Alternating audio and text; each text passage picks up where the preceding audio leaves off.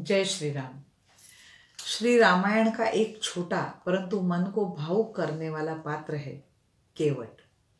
निषादराज गुह का आदरातिथ्य ग्रहण करने के उपरांत प्रभु श्री राम, लक्ष्मण, माता सीता वन की ओर प्रस्थान करते हैं।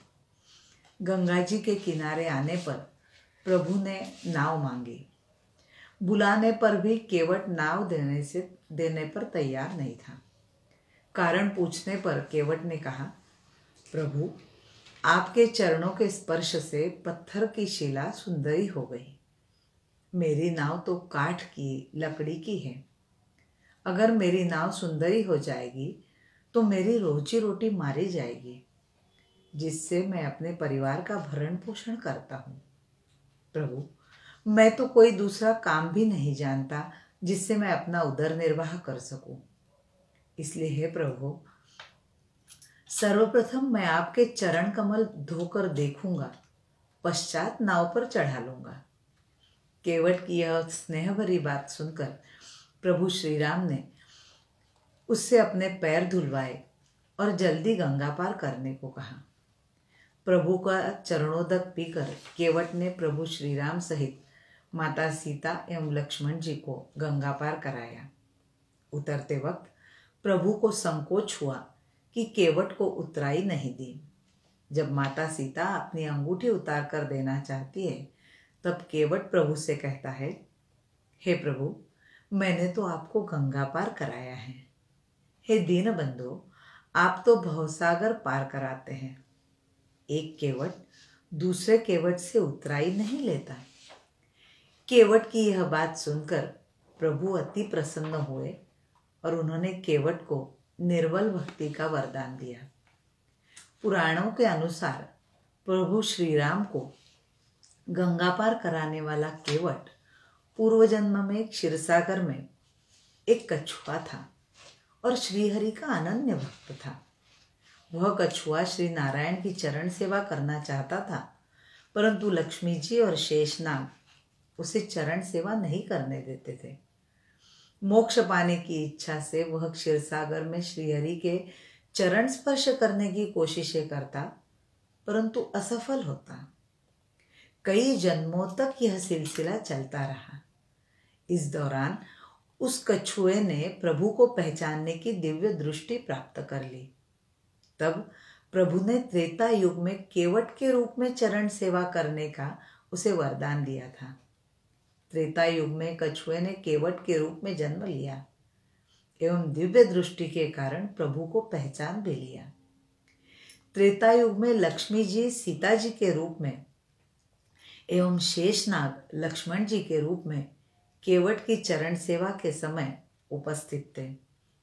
प्रभु अत्यंत प्रसन्नता के साथ केवट की चरण सेवा ग्रहण कर रहे थे। प्रभु अपने अनन्य भक्त की सेवा ग्रहण करते ही हैं। केवट को उतराई देने के लिए माता सीता अपनी अंगूठी दे रही थी। सभी भक्तों के मन में यह प्रश्न आता है कि जब वनगमन के समय सीता जी ने अपने सभी आभूषण उतार दिए थे, तब यह अंगूठी कैसे रह गई? इस विषय में रामायण में एक कथा है। एक बार क्षीरसागर में हास परिहास करते वक्त शेषनाग जोर से हंसे। उस कारण उनके शीश पर विराजमान पृथ्वी माता हिल गई। उस पर प्रलय से स्थिति उत्पन्न हुई। तब अष्टावक्र देव जी ने पृथ्वी को बचाया। प्रसन्न होकर शेषनाग ने अष्टावक्र को एक अंगूठी दी एवं उसे कभी न उतारने और उतारने पर कभी न पहनने की बात कही थी।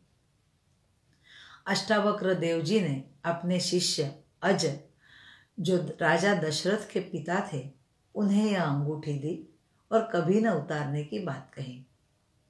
अज ने अपने मृत्यु पूर्व राजा दशरथ को वह अंगूठी दी थी। एक दिन जब राजा दशरथ भोजन करने राजमहल पहुंचे, सभी आभूषण उतारकर भोजन गृह आए। भोजन करने लगे तब माता कौशल्या ने, आज सबसे बड़ी पुत्रवधू सीता ने पहली बार भोजन बनाया है, उसे शगुन दीजिएगा, ऐसा बताया। राजा दशरथ की उंगली में मात्र वही अंगूठी थी।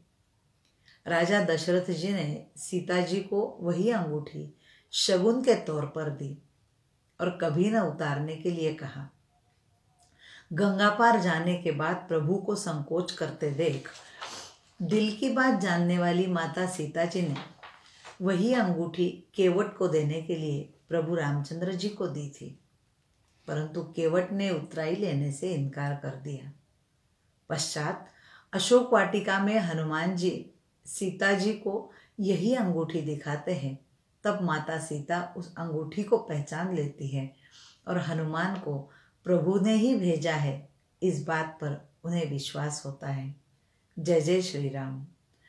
अयोध्या धाम में श्री राम जन्मभूमि पर निर्मित होने वाले भव्य श्री राम मंदिर हेतु निर्धारित राम सेवकों को अधिकाधिक समर्पण राशि प्रदान कर श्री राम मंदिर के निर्माण में गिलहरी की भूमिका का निर्वहन कर पुण्य कार्य में अपनी सहभागिता सुनिश्चित करें। जय जय श्री राम, जय जय श्री राम, जय जय श्री राम।